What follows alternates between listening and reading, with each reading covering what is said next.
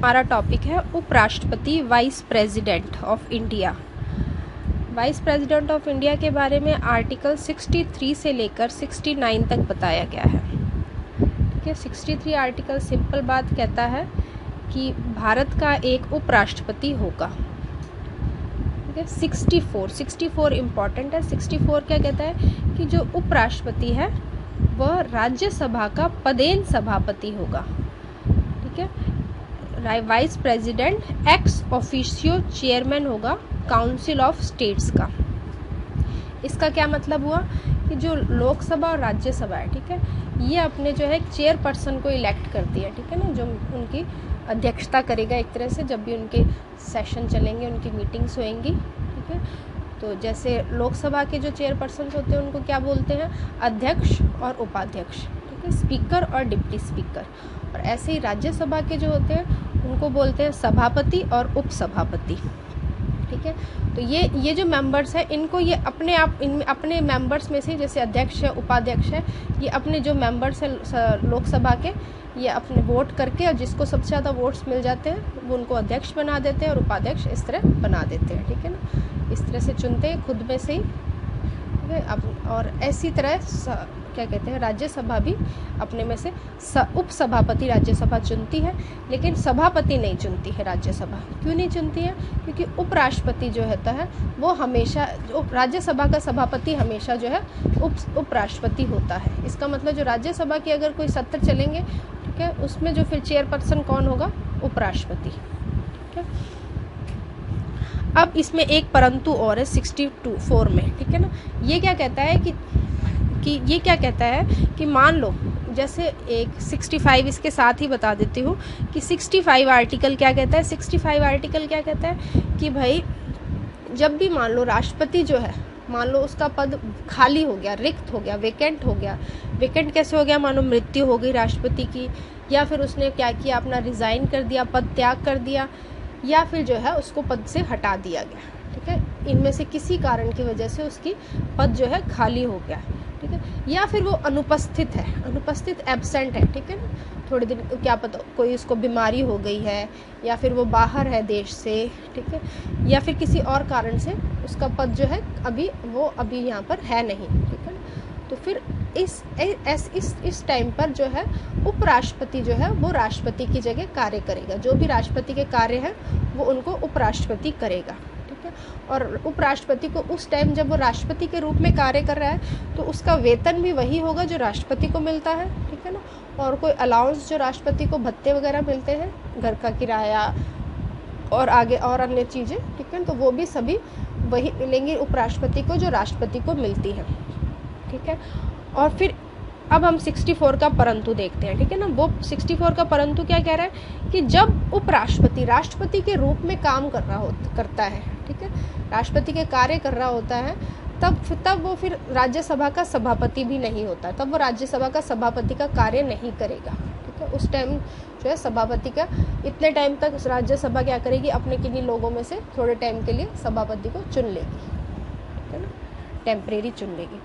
अब है 66 आर्टिकल जो है ये निर्वाचन के बारे में बताता है, इलेक्शन ऑफ वाइस प्रेसिडेंट। ठीक है, तो राष्ट्रपति को, उपराष्ट्रपति को कौन चुनता है? जो संसद के दोनों सदन हैं।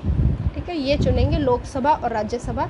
इसके जो मेंबर्स हैं, सदस्य हैं सभी, वो जब भी इलेक्शन होगा उपराष्ट्रपति का तो इनको वोट देने का अधिकार होता है, ये वोट दे के आएंगे। ठीक है, तो ये एक तरह से इनडायरेक्ट इलेक्शन हो गया। ठीक है ना, राष्ट्रपति का इलेक्शन भी इनडायरेक्ट होता है और उपराष्ट्रपति का इनडायरेक्ट। इनडायरेक्ट कैसे कि जो आम जनता है वो क्या करती है, अपने सदस्यों को चुनती है, लोकसभा और राज्यसभा। ठीक है ना, लोकसभा के जो मेंबर्स होते हैं वो डायरेक्ट इलेक्शन से जाते हैं। ठीक है ना, जो एमपी है, एमपी के लिए जो भी व्यक्ति 18 वर्ष का हो गया वो वोट करता है। ठीक है ना, अपने शहर में जो भी एमपी चुन के भेजते हैं। ठीक है ना, और फिर वो मेंबर्स जाके राष्ट्रपति को चुनते हैं, फिर वो मेंबर्स उपराष्ट्रपति को चुनते हैं।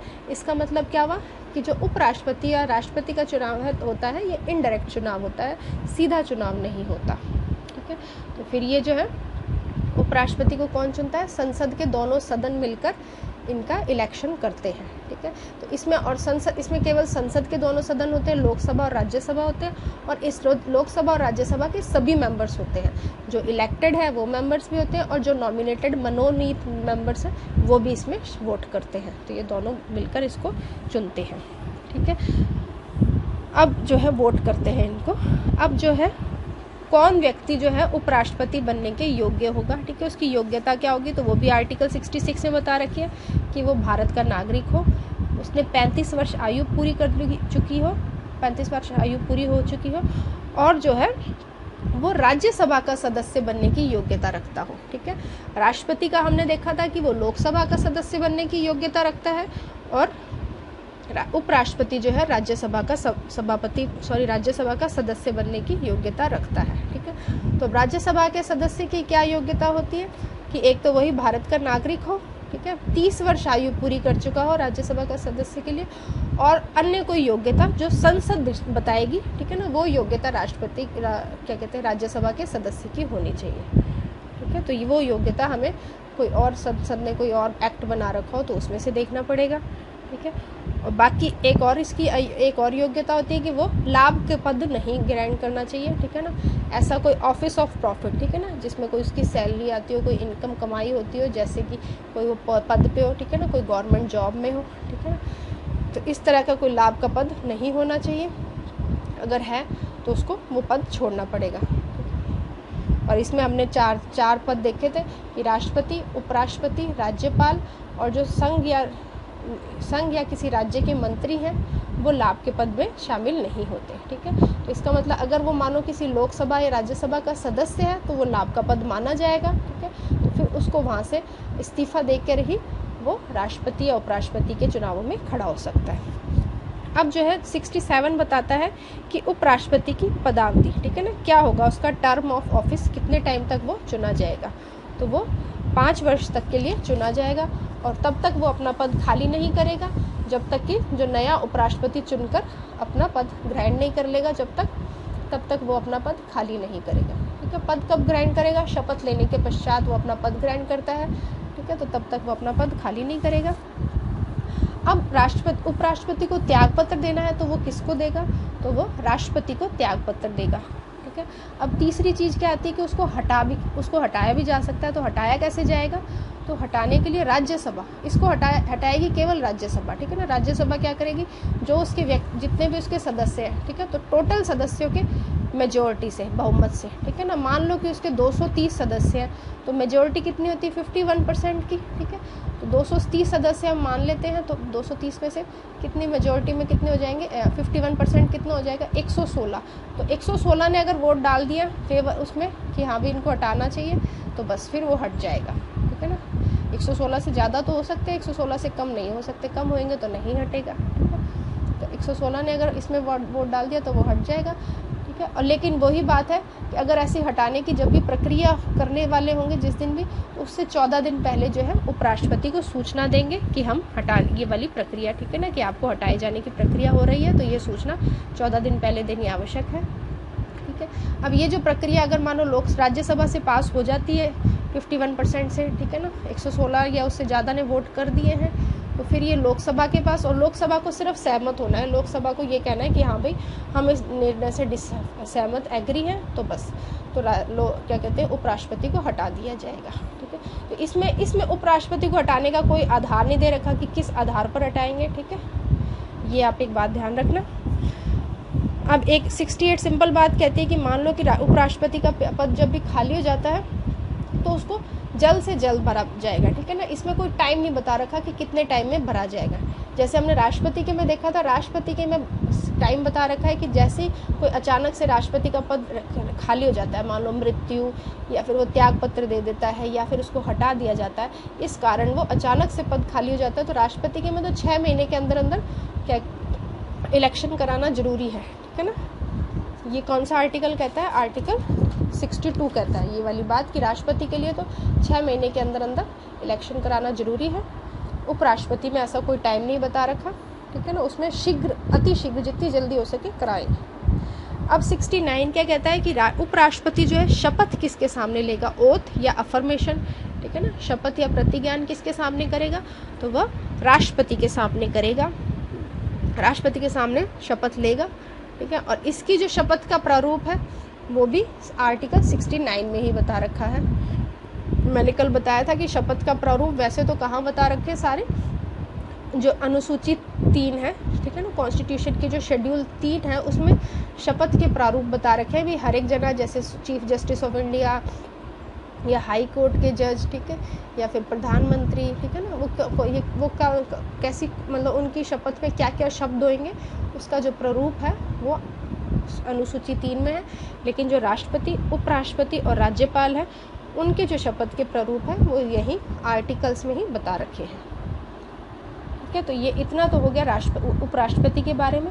अब जो आर्टिकल 70 है, ठीक है ना, ये क्या बताता है, ये कहता है कि अन्य मानो एक तो हमने बता रखा था भी राष्ट्रपति का पद ऐसे ऐसे खाली हो जाता है तो उसका पद कौन, उसकी जगह कौन कार्य करेगा, तो उपराष्ट्रपति करेगा। मानो राष्ट्रपति कहीं चला गया, छुट्टी हो गई या खाली हो गया पद, तो इतने टाइम तक उपराष्ट्रपति उसका पद संभालेगा, ठीक है।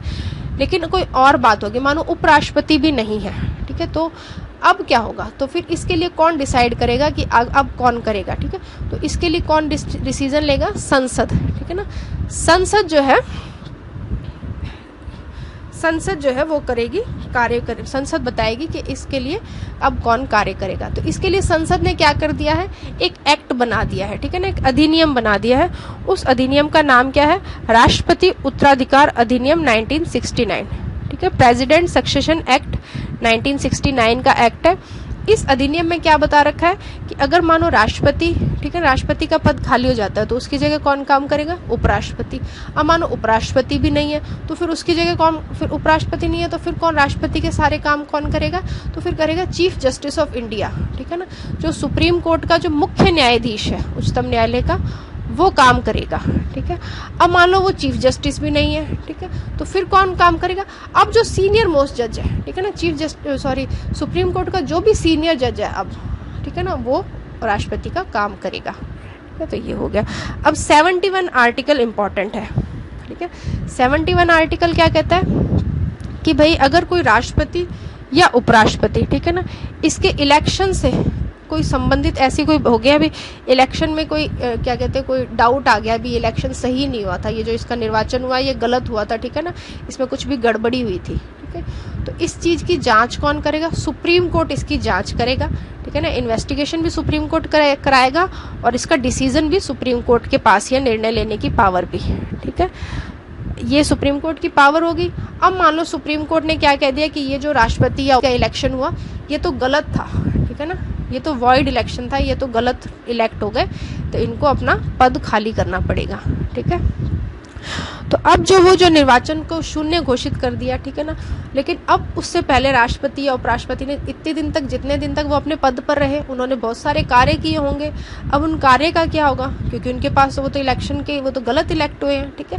तो फिर इसमें आर्टिकल 71 में क्या बता रखा है कि अपना जब तक, ठीक है ना, अब मानो उनका क्या कहते हैं इलेक्शन वॉइड हो गया, शून्य हो गया, गलत हो गया, तो लेकिन अगर उन्होंने जब तक लेकिन कोई काम पहले के कर रखे हैं वो सारे काम सही माने जाएंगे, गलत नहीं माने जाएंगे, ठीक है ना। उन्होंने जो काम कर दिए हैं वो काम सही होंगे, बस जब वॉइड हो गया उसके बाद उनको अपना पोस्ट खाली करना पड़ेगा, ठीक है। अब एक इसका जो 71 का सब क्लॉज जो है 4th, ठीक है ना, 4 जो है ये एक अमेंडमेंट से ऐड हुआ था, ठीक है ना। अमेंडमेंट कौन सा था, ये 11वां अमेंडमेंट था और 1961 में अमेंड हुआ था, ठीक है ना। और ये जो अमेंडमेंट है ये एक केस की वजह से हुआ था, ठीक है ना। वो केस कौन सा था, doctor Khare versus election commission of India, ठीक है, और ये केस था 1957 का, ठीक है। अब ये जो क्या कहते हैं सब क्लॉज 4 क्या कहता है कि मान लो जब भी राष्ट्रपति या उपराष्ट्रपति का इलेक्शन हो रहा है, ठीक है, तो जैसे राज्यसभा है, ठीक है, राज्यसभा में क्या होता है कि जो सारे स्टेट्स हैं, ठीक है ना, राज्यसभा की जो सारे स्टेट, जब राज्यसभा में जो मेंबर्स होते हैं उनके इलेक्शन एक साथ नहीं होता, ठीक है ना, हर 2-2 साल बाद कुछ मेंबर्स हट जाते हैं और फिर उनके जो जिस स्टेट्स के मेंबर हटे हैं फिर वो अपने नए मेंबर्स भेज देते हैं, ठीक है। तो मान लो कि किसी साल जब राष्ट्रपति या उपराष्ट्रपति का इलेक्शन हो रहा है, ठीक है, तो मान लो कि राज्यसभा की कोई सीटें खाली थी, ठीक है ना, या लोकसभा की कोई खाली थी, ठीक है ना, लोकसभा की भी हो सकती है, किसी ने अपना त्याग पत्र दे दिया, ठीक है ना, लोकसभा के सदस्य ने, ठीक है ना, इस वजह से वो खाली हो गई, किसी सदस्य की मृत्यु हो गई इस वजह से खाली हो। तो मान लो कि जब इलेक्शन हो रहा था तो कुछ सीटें जो है खाली थी, भरी नहीं थी, ठीक है, तो फिर अभी जो खाली सीटें थी उसके बाद इलेक्शन हो गया, तो फिर राष्ट्रपति और उपराष्ट्रपति के इलेक्शन को गलत नहीं माना जाएगा कि भाई उन्होंने तो सीटें तो पूरी थी नहीं, सभी मेंबर्स तो थे ही नहीं, फिर भी वोटिंग हो गई, तो इलेक्शन फिर भी सही माना जाएगा। ये आर्टिकल 71 कहता है।